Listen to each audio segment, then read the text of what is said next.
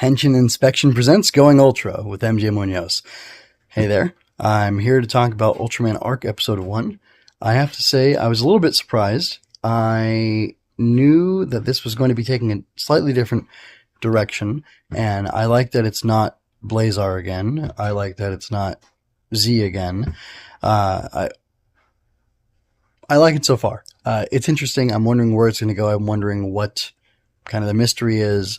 And I like the fact that, first of all, Yuma has been Ultraman Arc for some time, or the Mysterious Giant, or whatever they called him. And I think that's cool. I think it's a good way to go. Having him be established and not having this be an origin episode. I kind of hope we don't go back and get an origin episode, although it'd be interesting to see him and Arc potentially talk about it.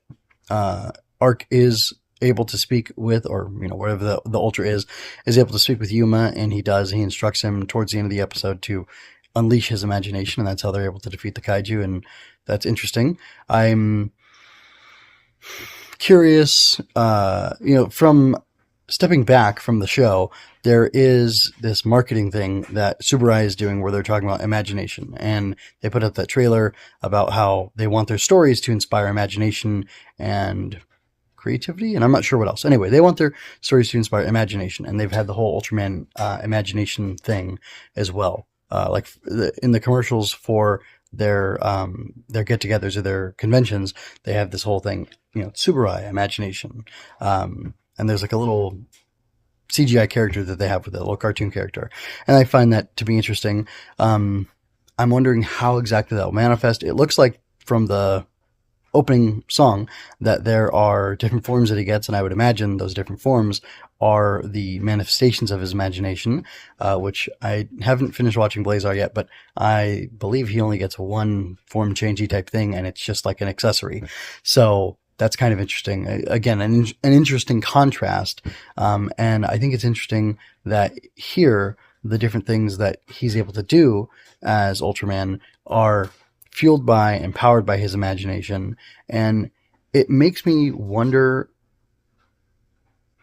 what this Ultra being is and how he got there and what their story is, and it makes me more curious about it because Yuma doesn't seem to be Ultraman or accept the fact that he is Ultraman. He has this kind of thankfulness about it and this wonder when that reflection of Ultraman appears in that cool shot, which, by the way, that image of Ultraman Arc in the reflection looks really like serious and intimidating, and when he transforms, he seems less so, which is kind of funny. I don't know quite what to think about that yet, but anyway, Yuma's seeming like he's asking if Ultraman will allow him to use his power again, and he seems like this foreign entity, and Yuma even like looks up to see like where is that reflection from him up there? No, it's him in the glass appearing to me, and it feels foreign and alien in a way that's very different from Blazar, because Blazar felt very foreign and alien in like a real like he was a caveman, alien caveman who you're dealing with, who can't communicate with you and who refuses to communicate with you in some ways, from the beginning of Blazar anyway. And Ultraman Z, there's like the language difference between the two of them. His Earthies was a little rusty and it was a little archaic for Haruki's taste, and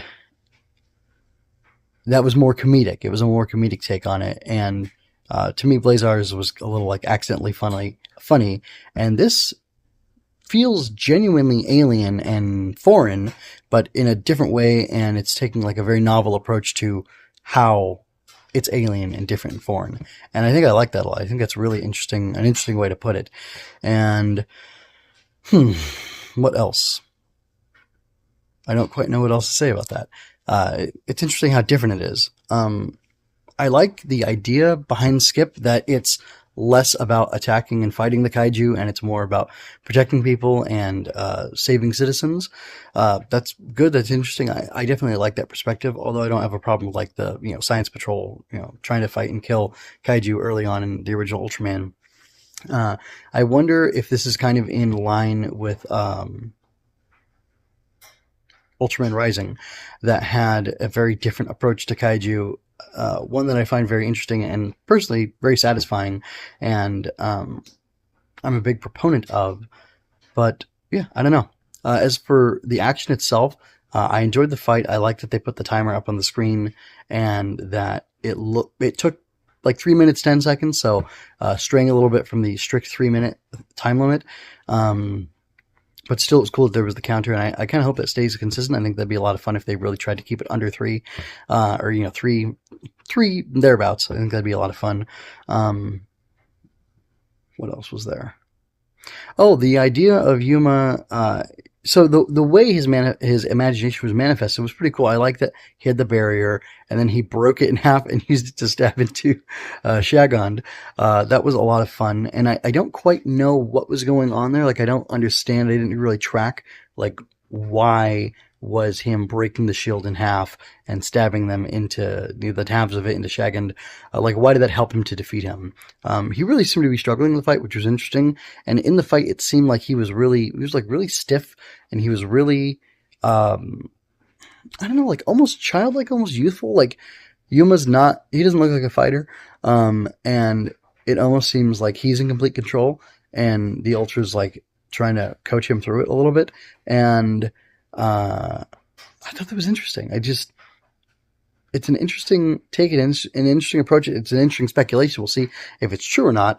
I kind of think it is, but we'll see. Like I said, and I think it's an interesting approach. Yeah, I don't know. I'm not really sure. I'm interested in seeing him become like a better, kaiju killer or whatever. But I did like the fact that this kaiju specifically had these parasites in it, and that was an issue. And that's something from Ultraman Z, sort of.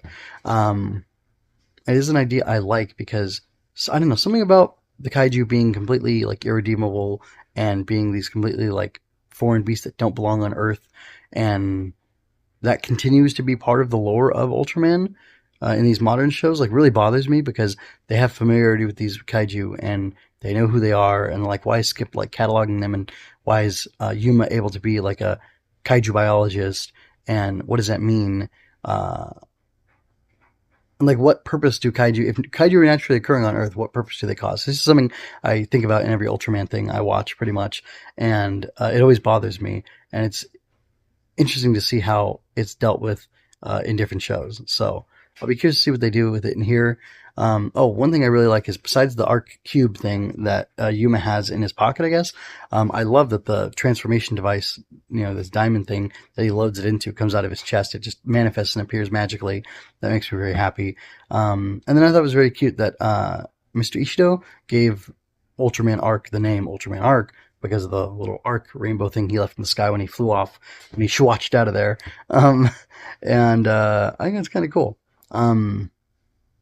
Yeah, that's about it. Oh, I also like the fact that nobody at the skip office had coffee, and when Ishido comes to be a permanent part of them, to be stationed at the office, he brings like an espresso machine. It was really funny. As somebody who drinks coffee daily and who wants to drink coffee in a couple minutes, I can appreciate Ishido, and I like him. I like the vibe of everybody. This smaller core team 4 plus UP is interesting, and I'll be curious to see how this cast works together. I think they'll be a fun bunch, and I don't know. It seems like an innocent, sweet show, but like that kaiju that first appeared from the footage from 3 months ago was like a devastating, scary looking guy, and I'm curious to see if there's more of those, and less, kind of cute Shagon type kaiju, and what exactly the story is going to be, and this difference between the space people, the space division of the Defense Force, Kaiju Defense Force, or Self Defense Force (SDF), and the Skip branch is interesting. I'm curious to see where that stuff goes. By the way, if you are familiar with me at all, I've been away for a long time because I've been writing my book, and it's almost done, and I'm very happy about that, and I'm going to keep writing and doing this stuff. I hope you enjoyed that. Subscribe to keep up with me. Like and share to help me reach more people like you. And go to mjmunoz.com to find your next favorite thing. And don't forget to let your voice be heard. Stories are always better when you're part of the conversation. Until next time, be well. This is MJ signing out. This has been a Story Over Everything production.